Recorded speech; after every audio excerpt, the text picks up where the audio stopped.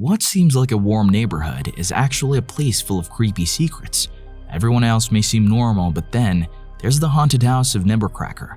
On a beautiful day of fall, a little girl is roaming around her tricycle. She drives through several blocks and passes by neighbors' houses, but suddenly her tricycle gets stuck. The poor kid tries her best to free herself, but all in vain. She's in great trouble as she has stepped in the forbidden lawn of Nevercracker. The house doors open and an old crazy man rushes out screaming. He forces the little girl to run away and breaks her tricycle. The girl leaves immediately in terror while Nevercracker gets back to his house carrying the tricycle. Right across the street, a teenage boy, DJ Walters, witnessed this whole incident. He has been keeping an eye on Nevercracker for a long time. He rushes to share his discoveries with his parents, but they don't have time for it. They believe DJ is behaving strangely because he's growing up. They invite him to join the vacation, but DJ prefers staying at home. While he waits for the babysitter, his close friend Chowder comes over to play with him. He shows off his basketball skills but misses the shot. The ball rolls over and ends at Nevercracker's lawn. DJ advises Chowder to forget about the ball. Whatever lands in Nevercracker's lawn is equal to gone forever. Chowder starts whining as he spent all his savings to buy that ball. He begs DJ to help him. The house windows are closed, so maybe Nevercracker is not at home yet. DJ gathers courage and steps forward. He was just inches away from the ball when Nevercracker rushed out. He starts shouting and runs after DJ. While running back, DJ accidentally messes up the grass and it frustrates Nevercracker even more. He grabs DJ by his arm and lifts him up. The poor boy is trembling in fear and begs for his life. Suddenly, the old man pauses and his body starts to stiffen. He's having a heart stroke. Nevercracker falls down over DJ. An ambulance has been called and it takes away Nevercracker. This event has traumatized DJ. He assumes himself as a murderer. Chowder advises him to calm down and have some rest. After he leaves, DJ gets back in his house along with his babysitter, Elizabeth. She's just an irresponsible adult who acts well in front of others. As soon as she realizes DJ's parents have already left, she asks the boy to shut himself in his room. Afterward, she turns on loud music and grabs the phone to talk to her friends. Meanwhile, DJ locks his room and stares at Nevercracker's house. Surprisingly, he sees someone at the window. DJ thought he must be seeing things. He's just too tired. A quick nap will make him feel better. Unfortunately, the creepy nightmares don't let him sleep in peace. He wakes up in panting fear. Suddenly, the phone rings. DJ picks up, but no one speaks up on the other side. DJ takes it as a prank and calls back at the same number. No one picks up. DJ keeps calling and opens up the window to get some air. He couldn't believe what he just heard. The sound of the phone ringing is coming from Nevercracker's house. Elizabeth comes upstairs to check on him, and she has also called over her boyfriend, Bones.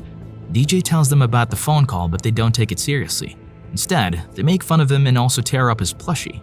After they leave, DJ calls Chowder and asks him to meet up at their secret base. Chowder's parents are always busy with work and don't pay much attention to him. It's easy for him to sneak out in the middle of the night without anyone knowing. Here, DJ is also trying to escape the house. While doing that, he hears what Bones was telling Elizabeth. He had a beautiful red kite when he was young, but one day it ended up at Nevercracker's house. Since then, Bones never saw it again. Moreover, he has also heard that Nevercracker has killed his poor wife. Elizabeth doesn't believe him and pushes him out of the house. Bones takes a sip from his alcohol bottle and walks over to curse at Nevercracker's house. Suddenly, the red door opens and a red kite peeps out from it. Bones recognizes his kite right away and proceeds to get it back. As soon as he reaches the door, he's pulled inside forcefully and the door shuts off after him. Meanwhile, DJ has gone to the construction site and tells everything to Chowder, who wants his help in investigating further. They both get back to Nevercracker's house and look for a sign. After seeing nothing noticeable, Chowder decides to move forward.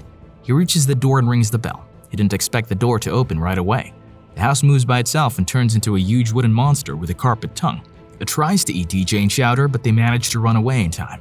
Both of them don't sleep that night and keep an eye on the mysterious house. However, they don't witness any noticeable movement. Elizabeth comes to check on them again and scolds them for staying awake all night. The boys still don't want to give up and continue their stalking. Chowder gets distracted when he spots a beautiful Girl Scout. He calls DJ to watch her too. She's selling cookies and proceeds toward Nevercracker's house. The boys start to panic and rush outside to stop her. The girl has already rung the bell and the carpet tongue grabs her immediately. Luckily, DJ pulls her arm and saves her from the monster house. They all run back to the other side. Elizabeth comes over too, but she's too late to witness the creepy incident. However, the little girl Jenny is interested to know more. She visits DJ's room and checks his research. Afterward, she calls her mom and explains everything she witnessed. As expected, adults don't believe in such things. The kids must find help as there's not enough time left. Today is Halloween. Many innocent kids will visit the monster house and may get eaten.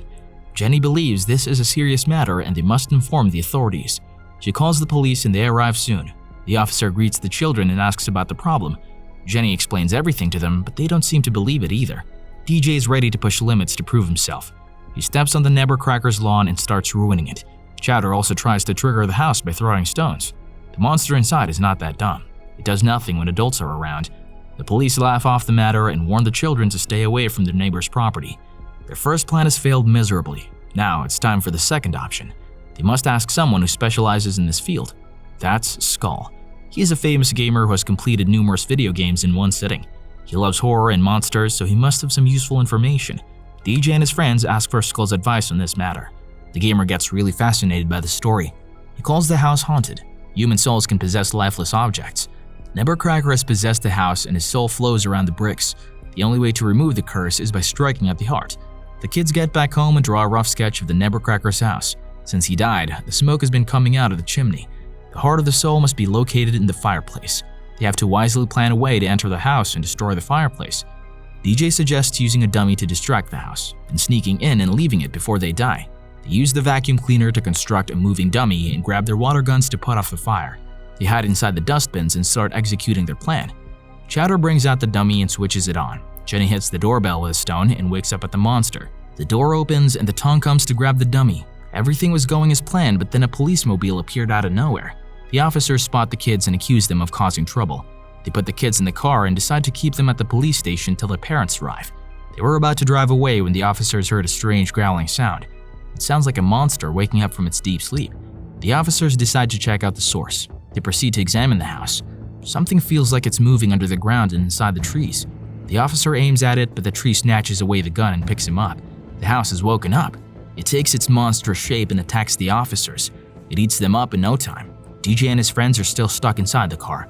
They feel sorry for the officers and try to calm themselves. Suddenly, the tree branches elongate and grab the car. The tree carries it toward the mouth of the monster house. Inside, there is a deep greenish hole with wooden teeth. The kids will not survive after falling into it. Fortunately, DJ notices that the back window is broken. They all jump out while the car is eaten away. The house is going back to sleep. The hole closes and everything calms down. The house assumes the kids have been eaten along with the car. Now the kids must quietly look around and find the fireplace. Once they put out the fire, they will be able to get out alive. While exploring, DJ finds a pair of binoculars. Nebercracker has been keeping an eye on the neighborhood. He also finds some old picture frames. Jenny has heard the Nebercracker used to feed her wife a heavy diet, and afterward he ate her. If a person was that creepy, then how creepier is his soul going to be? They must find the heart soon. Chowder notices the chandelier above them and assumes it's the heart. They all shoot at it with their water guns. The house wakes up and looks around with a light. Luckily, it doesn't spot the kids and gets back to sleep. Now they have to be more careful and take each step with caution. However, the house is too old and the floor breaks as the kids walk over it. They all fall down in the basement. This place is full of toys. It must be the belongings Nebercracker snatched away from the kids. In the corner of the basement, there's a strange cage titled Constance. DJ has brought the key he found on the lawn. It opens up the lock and they enter the cage. There lies a huge dead body covered in cement. It must be Nebercracker's wife. Surprisingly, there are a lot of romantic gifts lying around the floor. It doesn't look like Nebercracker was a bad husband who would kill his wife. DJ steps forward to look closely, but his shoe slips and he falls right over the dead body. The cement cracks open, revealing the skeleton of the poor woman. The kids start to scream. The house wakes up by the sound and light starts to shine around. DJ and his friends hide under the toys and stay safe. But the cunning house got an idea. It lures Chowder by displaying his football. Chowder can't control his emotions and runs to the ball. The house catches him immediately and takes him away. Jenny tries to save him, but she also gets sucked away towards the mouth. DJ can't leave his friends in danger. He looks for a way by climbing up the stairs, but the house has spotted him already and drags him to the mouth. Chowder is stuck there too. Jenny tries her luck and hangs on the chandelier. It's like a UV light from the house and triggers vomiting. The kids are spit out of the house and land over the street. The boys have given up and decide to head back home. Suddenly, an ambulance stops in front of them. A person steps out of it, and it's no other than Nebercracker. He's not dead. He greets the house and tries to calm it down. DJ stops him and requests to hear what happened to Constance. Nebercracker saw her for the first time in a circus. Due to her huge weight, people used to make fun of her and throw eggs in her face. However, Nebercracker never considered her ugly. He fell in love with her and helped her escape the circus. They bought some land and started constructing their house. However, Constance was traumatized by what happened to her in the circus. She used to get triggered easily and shouted at the neighborhood kids. After a few months, Halloween arrived. The children threw eggs at Constance and she didn't offer them any candy. She got really furious and lost control. Nebbercracker tried his best to stop her, but he was too late. She slipped her foot and fell inside the construction site. She was dead, but her soul never left. Nebbercracker built the house to make Constance happy, but she was the same even after her death. She had possessed the whole house and attacked the passersby. Nebbercracker had to keep everyone away so Constance could stay calm. After telling the whole story, Nebbercracker proceeds back to the house, but DJ stops him. The poor man has spent his whole life saving others.